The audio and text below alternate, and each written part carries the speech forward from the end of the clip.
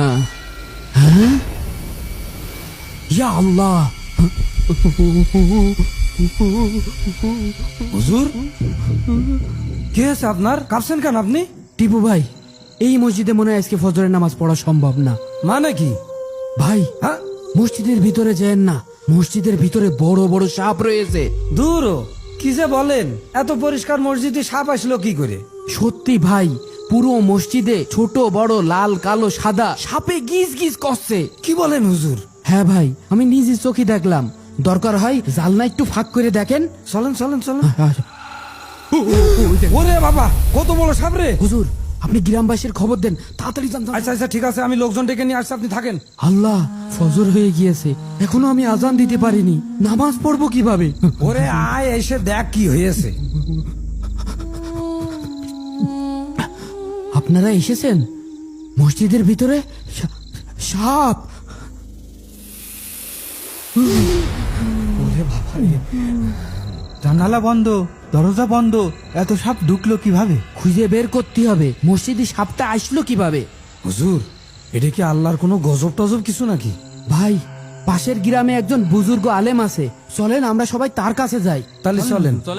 চলেন। আল্লাহ, এই রকম কাজ তো মসজিদের ভিতরে আমরা কোনোদিন দেখিনি। হুজুরের সামনে তোমরা কেউ কোনো কথা বলবা না, ঠিক আছে? তাড়াতাড়ি এসো। বড় হুজুর, আমাদের গ্রামের মসজিদে আমরা নামাজ পড়তে পারছি না। কেন? আজকে ফজরের সময় আমি মসজিদে আজান দিতে যাই, যেই গেটটা খুলি দেখি ছোট বড় কালো লাল সাপে গিজ গিজ গিজ গিজ করছে।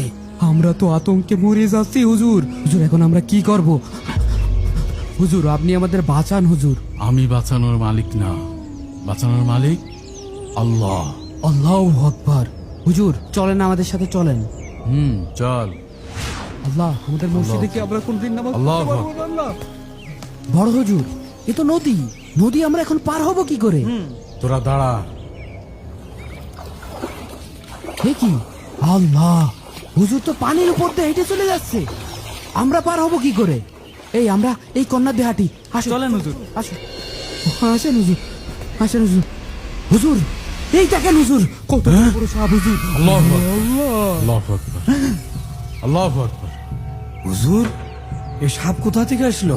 এই সাপ বাইরে থেকে আসেনি, এই সাপ তোমরাই ডেকে নিয়ে আসছো। আল্লাহু আকবার, আল্লাহু আকবার। হুজুর, এইসব আপনি কি বলছেন? আমরা কিভাবে সাপ নিয়ে আসলাম? আমরা তো কোনো সাপ আনিনি। ভালো করে মনে করে দেখো, গতকাল মসজিদে বসে তোমরা ফজরের সময় কে কি নিয়ে আলোচনা করেছো, ভালো করে মনে করে দেখো। ভাই, শুনেছেন টিপু ভাইয়ের বউ তো এক ব্যবসায়ীর সাথে পালাই চলে গিয়েছে। কোন টিপু? আরে কয়দিন আগে বিদেশ গেল, সৌদি আরব। ওই যে সেদিনকে বিয়ে করে বিদেশ চলে গেল, ওই টিপু? তাহলে এই কারণ। খবর কি আরো একটা শুনেছো? আর কি খবর? কে ওই যে করিম হাসে পান চুরি করে ধরা পড়িল, উত্তর পাড়ার কবির, ও তো নাকে খত দিয়ে আছে। তাই নাকি? এ খবর শোনোনি? আমি তো শুনিনি। তুমি কি খবর রাখো?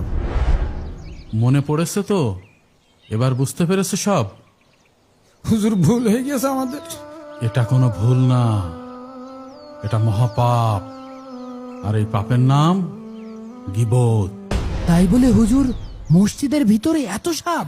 পবিত্র কোরআনে আল্লাহ তাআলা বলেছেন, যারা গীবতকারী তারা মৃত ভাইয়ের মাংস খায়।